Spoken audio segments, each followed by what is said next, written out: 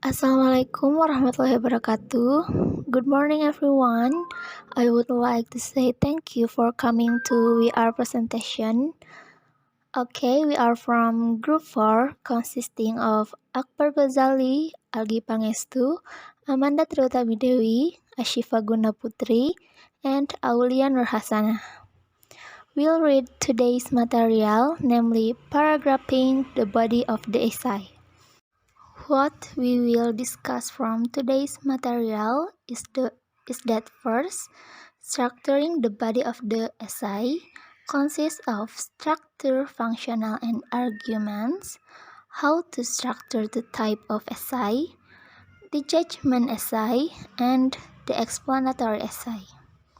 The second material is paragraph function and realizations, which consists of description definitions, description being purposeful to be meaningful, cause and effect explanation, comparison and contrast, analysis or critical analysis, and evaluation. The first material will be presented by Akbar. Structuring the body of the essay sama seperti paragraf pendahuluan dan kesimpulan disusun untuk memenuhi fungsinya. Body essay harus disusun untuk memenuhi fungsi utamanya, yaitu untuk memberikan bukti atas argumen Anda. Structure, functional, and argument. Sebuah academic essay adalah sebuah argumen berusaha untuk meyakinkan pembaca tentang poin yang dibuat dan melakukannya dengan memberikan bukti. Bukti ini disediakan dalam body essay Anda, yang dengan demikian mungkin harus melakukan satu atau beberapa hal seperti yang tercantum di bawah ini. Narasi atau ceritakan sebuah cerita, misalnya menggambarkan urutan peristiwa atau perkembangan sejarah. Terus ada jelaskan pengamatan, misalnya gejala penyakit. Mendeskripsikan suatu proses, menguraikan tahapan-tahapan yang membentuk suatu proses, misalnya proses penuaan atau pembuatan stainless steel. Terus ada definisikan, berikan definisi secara ringkas, misalnya istilah demokrasi. Jelaskan dan kemudian kembangkan deskripsi. Terus bandingkan dan kontraskan, tunjukkan bagaimana dua atau lebih konsep, hal atau peristiwa serupa dan berbeda satu sama lain. Kelompok dan tim, misalnya. Jelaskan sebab dan akibat. Jelaskan mengapa sesuatu terjadi, bagaimana satu peristiwa mempengaruhi peristiwa lain, seperti dalam reaksi berantai. Terus menganalisis secara kritis. Selain hal di atas, diskusikan pentingnya sesuatu. Jelaskan kemungkinannya, temukan koneksi dan tautannya, lakukan pengamatan, dan sebagainya. Terus berdebat secara kritis, ini juga disebut argumentasi, dan melibatkan mempertimbangkan berbagai sudut pandang atau argumen. Terus yang terakhir, evaluasi, masuk lebih dalam ke topik untuk membuat penilaian tentang nilai dan kepentingan dari analisis kritis yang telah Anda presentasikan. Untuk menyajikan argumen yang logis, paragraf-paragraf dalam tubuh esai perlu disusun dengan menggunakan berbagai fungsi, seperti yang telah dibahas dalam bab-bab sebelumnya. Jenis esai yang Anda dapatkan setelah analisis pertanyaan yang menyeluruh memberitahu Anda bagaimana Anda harus membangun argumen. Oleh karena itu, paragraf-paragraf yang membangun body essay akan memiliki peran yang berbeda tergantung pada apa yang Anda ingin masing-masing lakukan untuk membangun semua bukti yang Anda butuhkan. Sebelum Anda dapat mengevaluasi suatu sudut pandang, Anda mungkin harus mendeskripsikan, menjelaskan, membandingkan, dan sebagainya. Paragraf yang berbeda dalam esai Anda mungkin memiliki fungsi yang berbeda sebagai hasilnya, tapi semuanya harus bekerja menuju kesimpulan. Oleh karena itu, menyusun esai melibatkan pengorganisasian tulisan Anda ke dalam paragraf agar sesuai dengan pendahuluan, isi, dan kesimpulan. Ini juga melibatkan pengorganisasian paragraf secara logis dan selalu untuk membangun bukti di dalam body. Kalimat-kalimat dalam sebuah paragraf juga harus disusun dengan baik agar memenuhi fungsi tertentu dari paragraf tersebut. Penataan demikian melibatkan mempertimbangkan bentuk dan fungsi, dan ini ditentukan oleh keseluruhan argumen. Terus ada how to structure two types of essay. Bab 3 memperkenalkan proses penataan dengan fokus pada perencanaan essay yang berbeda. Sebelum melanjutkan ke bagian berikutnya, yang meninjau kembali penataan, Anda mungkin ingin meninjau ringkasan yang terkandung dalam bab itu, yang menunjukkan berbagai jenis essay yang diharapkan Anda lakukan. Argumen essay adalah pusat strukturnya. Judgment essay dan eksplorasi disusun secara berbeda karena alur penalaran atau argumennya berbeda. Dua pertanyaan untuk analisis ditawarkan dalam refleksi dan tinjauan di bab 2. Kami akan menggunakannya lagi di sini untuk mengilustrasikan bagaimana dua jenis essay yang berbeda dapat disusun. Yang pertama ada the judgment essay. Misal ada pertanyaan, mind mapping is a far better method of note making than other methods. Do you agree? Jadi struktur esainya nanti bergantung pada pendirian masing-masing. Apakah setuju atau tidak setuju dengan pertanyaan tadi? Secara umum ada 5 kemungkinan. Yang pertama, ya saya setuju 100%. Kita mungkin membutuhkan bukti yang tak terbantahkan untuk stand ini. Yang kedua, ya saya setuju bahwa ini tampaknya merupakan cara yang baik, tetapi mungkin tidak jauh lebih baik. Jadi kita tuh stand pada pertanyaan ini, tetapi kita juga dapat melihat beberapa kekurangannya juga. Yang ketiga, tidak, saya tidak setuju. Saya tidak berpikir itu bagus sama sekali. Ini sama halnya seperti nomor 1 tadi. Yang keempat, tidak, saya tidak setuju bahwa itu jauh lebih baik. Metode lain memiliki banyak kekuatan yang tidak dimilikinya. Jadi kita tuh bukan fan dari stand ini, tetapi kita juga dapat melihat beberapa kelebihannya. Dan yang terakhir, saya ingin menilai metode yang lain terlebih dahulu sebelum saya mengambil keputusan. Mengambil keputusan di sini maksudnya sebelum nanti kita menulis esai. Jadi kita tuh melihat metode yang lainnya terlebih dahulu. The judgment essay ini tergantung pada penilaian kita masing-masing. Kemungkinan yang nomor 1 dan yang nomor 3 tadi tidak disarankan dalam penulisan akademis. Kita akan membutuhkan bukti yang tidak dapat disangkal untuk mendukungnya. Meskipun yang nomor 2, 4, dan nomor 5 berbeda, dan introduction maupun conclusionnya berbeda juga, tetapi esai ini akan memiliki struktur yang sangat mirip nantinya. Nah, ini contohnya ya. Misal temanya, mind mapping is far better method of note making than other methods. Do you agree? Nanti di introduction-nya, kenapa kita harus membuat notes, terus perbedaan metode-metode lain, tapi si mind mapping-nya juga nanti dimasukin. Terus conclusion-nya seperti apa, argumennya juga seperti apa.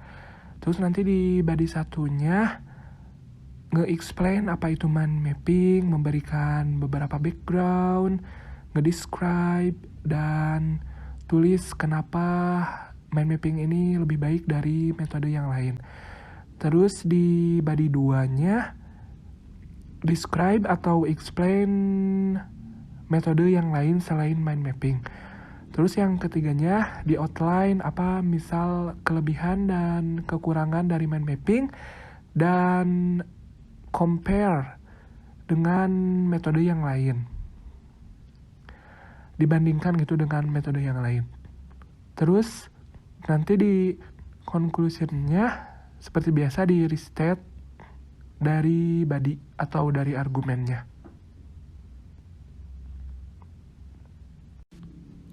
Yang kedua ada exploratory essay.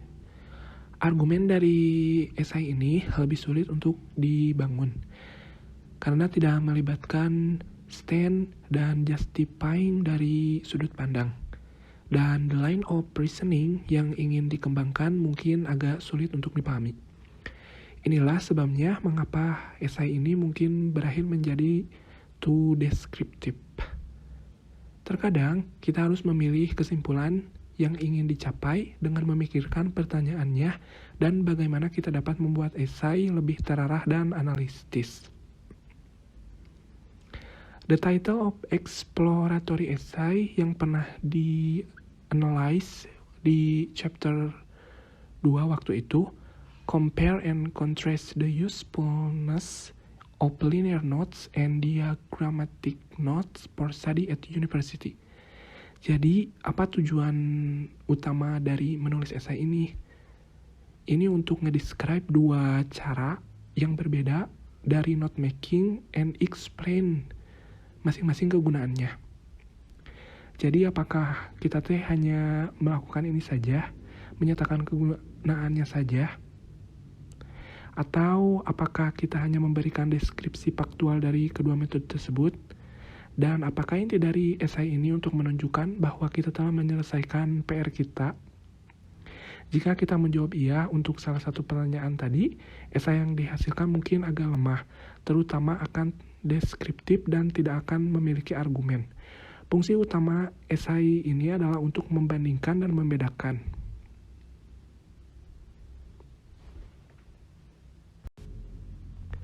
Argumen dalam esai ini harus dibangun, dan itu hanya dapat dilakukan setelah analisis pertanyaannya terlebih dahulu. Tahap auditing dalam analisis pertanyaan sangat penting untuk membangun sebuah argumen. Untuk menunjukkan bahwa kita telah mempertimbangkan semua aspek yang penting, kita harus mencoba untuk berdebat menuju kesimpulan yang logis dan bermakna. Mungkin catatan dari tahap audit lebih atau kurang berguna bergantung pada tujuan dan keadaan. Namun, esai exploratory ini harus menunjukkan bahwa kita memiliki pendapat dan dapat menganalisis secara kritis untuk mencapai kesimpulan yang masuk akal. Kita mungkin hanya dapat mengungkapkan kesimpulan itu sepenuhnya ketika kita telah menyajikan semua bukti. Mengajukan pertanyaan adalah langkah pertama menuju pengumpulan bukti yang relevan nantinya. Ini contohnya ya, misal temanya compare and contrast the usefulness of linear notes and diagrammatic notes for study in university. Nanti di introduction-nya, kenapa harus membuat notes, terus nge-summarize main types dan karakteristik dari linear notes dan diagrammatic notes, kegunaan untuk belajar di university-nya seperti apa, misal dari reading atau listening, terus individual preference for using either type-nya seperti apa, bagaimana esai ini akan dikembangkan dari pertanyaan-pertanyaan tadi. Terus nanti di body satunya di describe linear notes, karakteristiknya seperti apa, terus cocok untuk tujuan apa, kelebihan, kekurangan, di-explain, apakah apakah linear notes ini berguna atau tidak berguna untuk studi yang berbeda-beda. Terus di body 2-nya sama kayak body 1, tetapi untuk diagrammatic notes. Terus nanti di body 3-nya nge-summarize yang body 1 dan 2, terus dibikin outline, persamaan dan perbedaan dari linear notes dan diagrammatic notes. Terus nanti di conclusion-nya seperti biasa ya, di restate bisa. Terus apakah ini tuh conclusion-nya logis atau tidak. Terus bisa juga ditambahkan any recommendation for best practice, misal lebih baik yang mana gitu, antara linear notes atau diagrammatic notes. Seperti itu.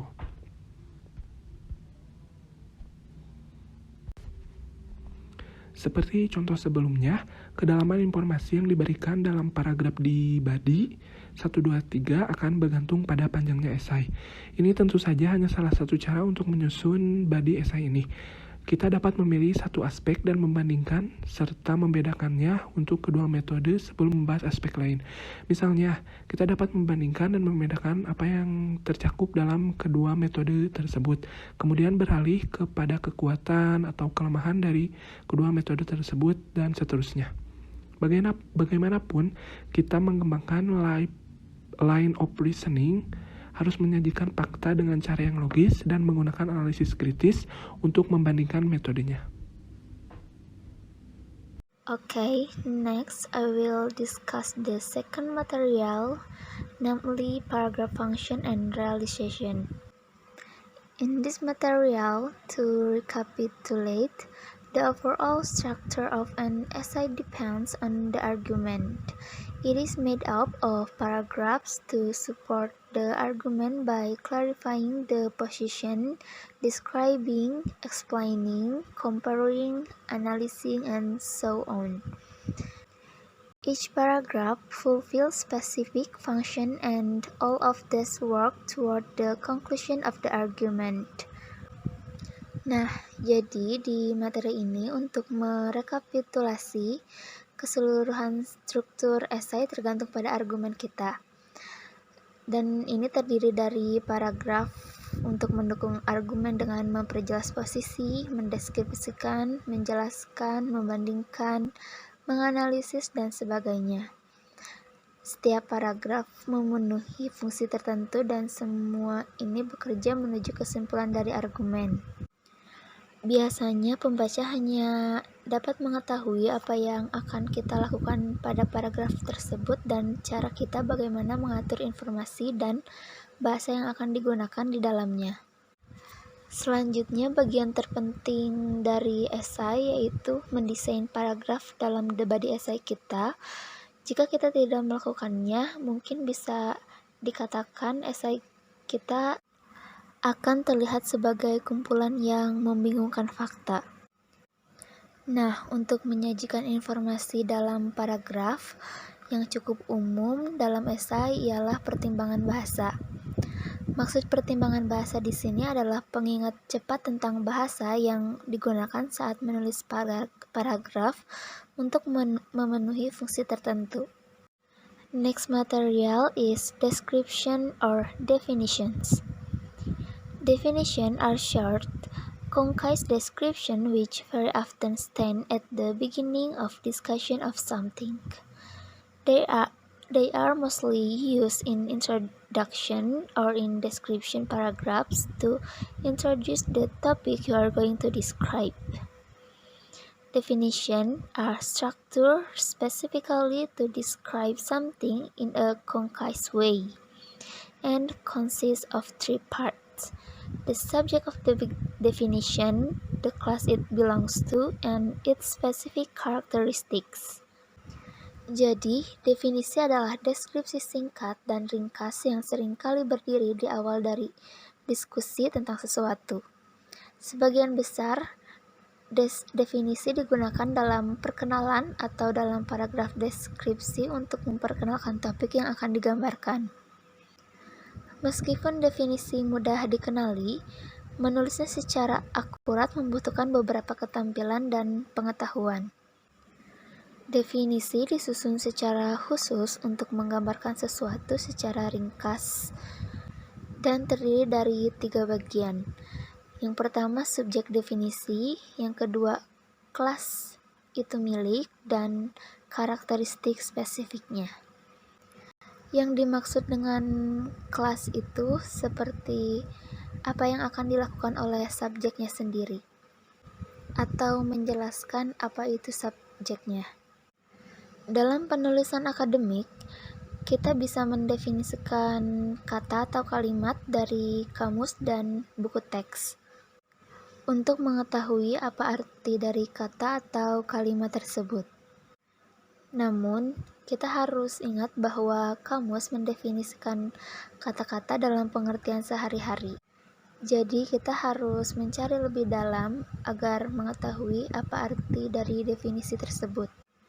Kita juga harus menghindari penggunaan definisi yang tidak kita ketahui atau tidak dapat memperluas atau menjelaskannya.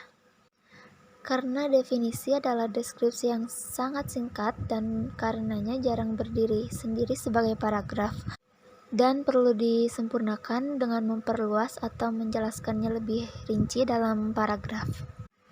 Sekian materi yang saya jelaskan, selanjutnya akan dijelaskan oleh teman saya. Description being purposeful to be meaningful. Description is a common function depending on what you are describing and why. Description will be organized differently. Jadi deskripsi itu adalah fungsi yang sangat umum dalam penulisan akademik, bergantung pada apa yang Anda gambarkan dan mengapa. Lalu deskripsi ini diatur secara differently atau berbeda-beda. Untuk menyusun konvensi akademik biasanya berpindah dari pernyataan yang umum kemudian ke khusus, dan untuk mengaturnya harus mempertimbangkan pertanyaan-pertanyaan seperti di bawah ini.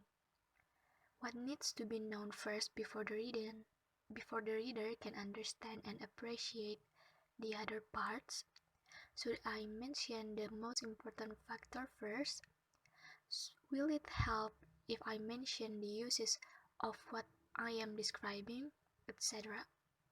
Dengan mengajukan pertanyaan-pertanyaan ini, kita bisa mengambil pendekatan yang mendalam untuk menulis, dan ini merupakan langkah menuju menulis secara kritis, karena ini tuh langkah yang paling penting. Kita juga bisa menyajikan informasi faktual tanpa fokus tertentu, tetapi harus mengatur informasi untuk mendukung argumen-argumennya. Kemudian saat menyusun dan menulis deskripsi, cobalah untuk menempatkan diri kita pada posisi pembaca atau apa yang sekiranya pembaca butuhkan dari deskripsi yang kita buat. A description will make better sense as you will not just write down everything you know about your subject, but will instead have consider what you choose to arrange it in particular way. Deskripsi ini lebih masuk akal ya, karena tidak hanya menuliskan semua yang kita ketahui tentang subjek, tetapi kita juga harus mempertimbangkan mengapa kita memilih untuk mengaturnya dengan cara tertentu. Lalu logical progression is important consideration.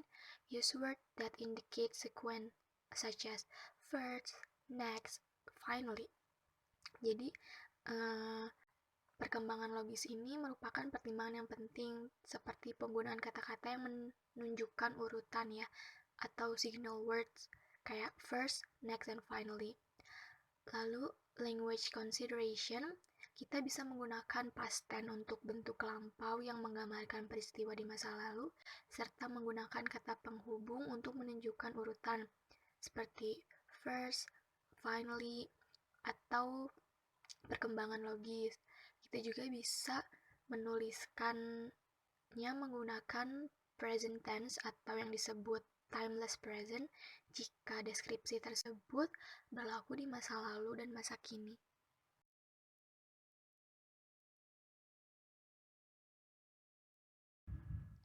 Cause and effect. Cause and effect is a relationship that very much explored in explanation, atau sebab akibat adalah hubungan yang banyak dieksplor atau dicari atau dilihat dalam sebuah penjelasan. Untuk memberikan penjelasan yang clear atau jelas, kita perlu mengatur informasi sedemikian rupa sehingga masuk akal bagi para pembaca dan mudah dipahami. Ketika menjelaskan sebab akibat atau cause and effect, kita juga harus mempertimbangkan antara lain seperti what background must be given, what the context is, what needs to be explained at first, how far back you need to go, and etc.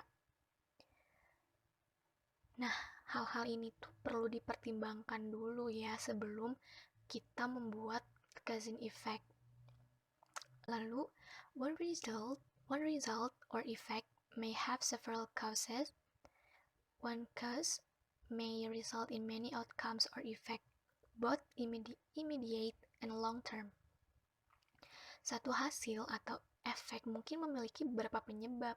Kemudian satu penyebab dapat mengakibatkan banyak hasil atau efek, baik secara langsung maupun jangka panjang. Kita juga harus bisa membedakan dan dengan mempertimbangkan efek atau penyebab sebagai topik utama. Kemudian harus membedakan antara contoh dan efeknya. Lalu untuk language consideration, kita bisa menggunakan past tense and present tense. Untuk expression of the cause and effect include the main reason, cause was, this entered in, as the result, accordingly. Ini tuh kayak signal ya, sebagai ekspresi dari cause and effect. Terus juga dalam menuliskan cause and effect, kita tidak boleh melebih-lebihkan, menggunakan kata yang melebih-lebihkan, karena itu bagian dari bersikap kritis dalam menulis. Kita bisa menggunakan modal verb yang benar seperti will, can, may, might, and etc. Contohnya, Hurricane Katrina struck New Orleans at full force, causing widespread damage.